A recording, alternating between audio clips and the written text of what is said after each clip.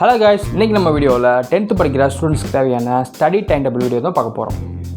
பொதுவாக பார்த்துட்டிங்கன்னா ஒவ்வொருத்தரும் ஒவ்வொரு மாதிரி படிப்பாங்க. சில பேர் ரொம்ப சூப்பராக படிப்பாங்க, இன்னும் சில பேர் ரொம்ப சுமாராக படிப்பாங்க, இன்னும் சில பேர் சுத்தமாக படிக்க மாட்டாங்க.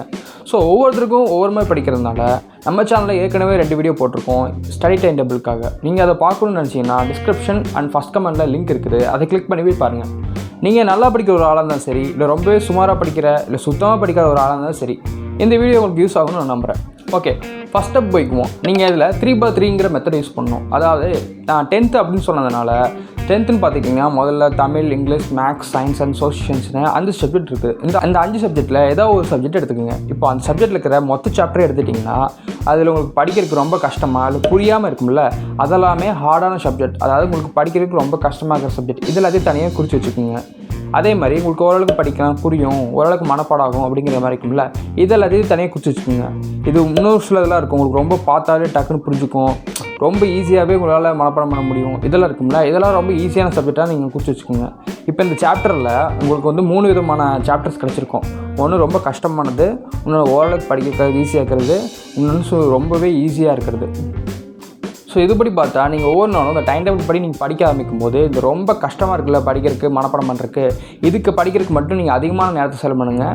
மீடியமாக இருக்கிறதுக்கு ஓரளவுக்கான நேரமும், ஈஸியாக இருக்கிறத படிக்கிறதுக்கு உங்களுக்கு கொஞ்சம் நேரம் இருந்தால் மட்டுமே போதும். இப்படி நீங்கள் பண்ணுறதால உங்களால் ரொம்ப எஃபெக்டிவாக படிக்க முடியும். ஸ்டெப் நம்பர் 2, இம்பார்ட்டன்ட் நோட்ஸ் எடுத்துக்கோங்க. அதாவது ஸ்டடி நோட்ஸ் இல்லை ஹைலைட் பண்ணி எடுக்கிற கீ பாயிண்ட்ஸ், இந்த மாதிரியான நோட்ஸ் எடுக்கிறது. இது உங்களுக்கு பெரிய தெரிஞ்சால் ஓகே. இது இப்போ உங்களுக்கு எப்படி செய்யணும் இல்லை எப்படி பண்ணணும்னு தெரில அப்படின்னா இதுக்காக ஏற்கனவே ஒரு வீடியோ போட்டிருக்கேன். அந்த வீடியோக்கான லிங்க்கும் டிஸ்கிரிப்ஷன் ஃபஸ்ட் கமெண்ட்டில் இருக்குது, இது மேலே ஐ பட்டன்லேயும் வரும். இந்த வீடியோ பார்த்துட்டு அதே போய் பாருங்கள். இந்த மாதிரி கீ பாயிண்ட்ஸ் அண்ட் நோட்ஸ் எடுக்கிறது மூலிமா நான் படித்தா மறந்து போகுது, எனக்கு சுத்தமாக புரியல, நான் படித்ததுக்கப்புறமேட்டு இந்த மாதிரி ரிவிஷன் பண்ணி பார்க்கும்போது படிக்காத மாதிரியும் புரியாத மாதிரியுமே இருக்குது அப்படின்னு சொல்கிற ப்ராப்ளம்ஸ்லாம் உங்களால் தீர்க்க முடியும். ஓகே, ஸ்டெப் 3, இப்போ டைம் டேபிளுக்கு போயிடுவோம். இந்த டைம் டேபிள் படி காலைல 6 மணிக்கு நீங்கள் எந்திரிக்கணும். 6 மணிக்கு எந்திரிச்சதுக்கப்புறமேட்டு 6 to 6:30 வரைக்கும் ஃப்ரெஷ் அப் டைம். இந்த டைமில் நீங்கள் பல் விளக்குறது, மித்த விஷயங்கள்லாம் சாதாரண காலையில் நீங்கள் என்னென்ன செய்வீங்களோ அதை எல்லாத்தையும் செஞ்சுக்கலாம். அடுத்து காலையில் 6 to 8 மணி வரைக்கும் ரொம்ப கஷ்டமாக இருக்கிற சப்ஜெக்ட் இல்லைன்னா ஏதோ ஒரு சப்ஜெக்டில் இருக்கிற ரொம்ப கஷ்டமாக இருக்கிற சாப்டர்ஸ் எல்லாத்தையும் படிங்க. ஒருவேளை நீங்கள் படிக்கிற சப்ஜெக்ட் மேக்ஸாக இருக்குது இல்லை இங்கிலீஷாக இருக்குது அப்படின்னா எஸ்ஐ எழுதி பார்க்குறது, இல்லை ரொம்ப கஷ்டமான ஃபார்முலாஸை மனப்பாடம் பண்ணுறது, பெரிய பெரிய சம்ஸை போட்டு பார்க்குறது அப்படின்ட்டு இந்த டைமை அதுக்காக யூஸ் பண்ணுங்கள். நான் ஏன் மார்னிங்கில் இந்த டைம் சொல்கிறேன் அப்படின்னா நீங்கள் காலையில் எழுதிக்கும் போது உங்கள் பிரைன் ரொம்ப ஃப்ரெஷ்ஷாக இருக்கும். இந்த மாதிரியான ரொம்ப கஷ்டமான விஷயங்களை போடும்போது உங்களுக்கு அதை படிக்கிறதுக்கு ரொம்ப ஈஸியாக இருக்கும்.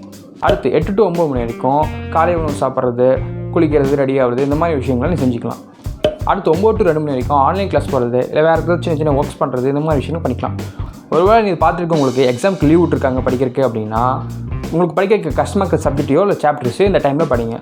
இல்லை ஒருவேளை உங்களுக்கு ஸ்கூல் போகணும், ஸ்கூலுக்கு போய் படிக்க வேண்டிய நேரம் இருக்குது, எனக்கு லீவ் இல்லை அப்படின்னா நீங்கள் இந்த 9 to சாயந்தரம் 5:30 மணி வரைக்கும் இருக்கிற டைம் டேபிள் ஸ்கிப் பண்ணிட்டு அதுக்கு மேலே இருக்கிறத நீங்கள் ஃபாலோ பண்ணுங்கள்.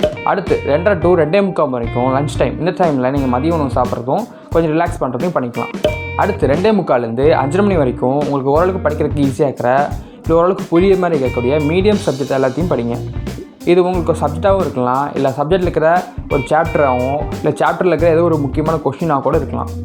அடுத்து 5:30 6:15 வரைக்கும் லாங் பிரேக் டைம். இந்த டைமில் ரிலாக்ஸ் பண்ணுறது, வெளியே போய் கொஞ்சம் விளையாண்டு வர்றது, பேசிட்டு வர்றது, இல்லை கொஞ்சம் லாங்காக பிரேக் எடுத்துக்கிறது அப்படின்ட்டு உங்களுக்கு என்ன செய்யணும்னு தோணுதோ அது இந்த டைமில் செய்யுங்க. அடுத்து 6:15 to 7:45 நீங்கள் காலையிலேருந்து படித்த எல்லாத்தையும் ஒரு டைம் ரிவிஷன் பண்ணி பார்த்துக்குங்க. நீங்கள் ரொம்ப டீப்பாக ரிவிஷன் பண்ணணும்னு அவசியம் இல்லை, ஒன் டைம் என்ன படிச்சிருக்கோம் அப்படின்னு சொல்லி லைட்டாக ரிவிஷன் பண்ணி பார்த்துக்கலாம். அப்படி இல்லைன்னா உங்களுக்கு எதாவது ஹோம்ஒர்க்ஸ் இருக்குது, இல்லை நீங்கள் ஏற்கனவே போட்டு பார்த்த கொஷின்ஸை ஒரு டைம் நீங்கள் எழுதி பார்க்கணும்னு தோணுது அப்படின்னா சின்ன சின்ன நோட்ஸை எழுதி பார்க்குறது, இந்த மாதிரி விஷயங்கள் நீங்கள் செய்யலாம். இல்லை அப்படி இல்லைன்னா இதுக்கு முன்னாடி ப்ரீவியஸ் இயர்ஸில் கேட்ட எக்ஸாம் கொஷினையோ இல்லை மாடல் கொஷினையோ கூட நீங்கள் போட்டு பாருங்கள். அடுத்து 7:45 9 மணி வரைக்கும் உங்களுக்கு ரொம்ப ஈஸியாக மனப்பாடமாகிற இல்லை ரொம்ப பிடிச்ச சப்ஜெக்டையோ இல்லை சாப்டர்ஸையோ படிங்க. இதையும் தொடர்ந்து படிக்காமல் அப்பப்போ உங்களுக்கு தேவைப்படுற நேரத்தில் ஒரு 10 நிமிஷம் 5 நிமிஷம் பிரேக் எடுத்துகிட்டு படிங்க. அடுத்து 9 to 10 ரெஸ்ட் டைம். இந்த டைமில் நீங்கள் நைட் சாப்பாடு சாப்பிட்றதும், நீங்கள் காலையில் எடுத்து படித்த விஷயத்தை ஒரு டைம் ரிவிஷன் பண்ணி பண்ணுறதோ, இது மாதிரி விஷயங்கள் பண்ணிக்கலாம். முடிஞ்ச அளவுக்கு ரொம்ப ஸ்ட்ரெஸ் கொடுக்காம மைண்ட் ரிலாக்ஸ் பண்ணி பார்த்துக்கோங்க. அடுத்து 9 to 10 மணி வரைக்கும் நைட்டு சாப்பிட்டுக்குங்க. மிச்சம் இருக்கிற நேரத்தில் நீங்கள் ஒரு டைம் ஃப்ரீயாக இருக்கிறீங்க அப்படின்னா நீங்கள் காலையிலேருந்து படித்த எல்லாத்தையும் ஒரு டைம் ரிவிஷன் பண்ணி பார்த்துக்கலாம். இல்லை 1 mark கொஷின் படிக்கிறது, இல்லை 2 mark கொஷின்ஸ் படிக்கிறது, இந்த மாதிரி விஷயங்கள் பண்ணிக்கலாம். ஒருவேளை உங்களால் உங்களுக்கு நேரம் முடிச்சு வைக்க முடியுது அப்படின்னா ஒரு 11 மணி வரைக்கும் 2 marks 1 marks பண்ணுறது, சின்ன சின்ன சம்க்கான ஃபார்முலாஸ் எழுதி பார்க்குறது, இந்த மாதிரி விஷயங்களை நீங்கள் பண்ணலாம். இதே மாதிரி இன்னும் நல்லா படிக்கிறவங்களுக்கும் இல்லை சுமாராக படிக்கிறவங்களுக்கோ இல்லை சுத்தமாக படிக்காதீங்க அப்படிங்களுக்கு 3 விதமான டைம் டேபிள்ஸ் போட்டிருக்கேன். இல்லை நீங்கள் எப்படி ஒரு விஷயத்தை நல்லா மனப்பாடம் வாங்கணும், ஒரு விஷயத்தை படித்தா மறக்காமல் படிக்கிறது எப்படி, புரிஞ்சு படிக்கிறது எப்படி, இந்த மாதிரி நிறைய வீடியோஸ் போட்டிருக்கேன். இந்த வீடியோஸ்க்கான லிங்க்ஸ் எல்லாம் டிஸ்கிரிப்ஷன் அண்ட் ஃபஸ்ட் கமெண்டில் இருக்குது. அதையும் போய் பாருங்கள்.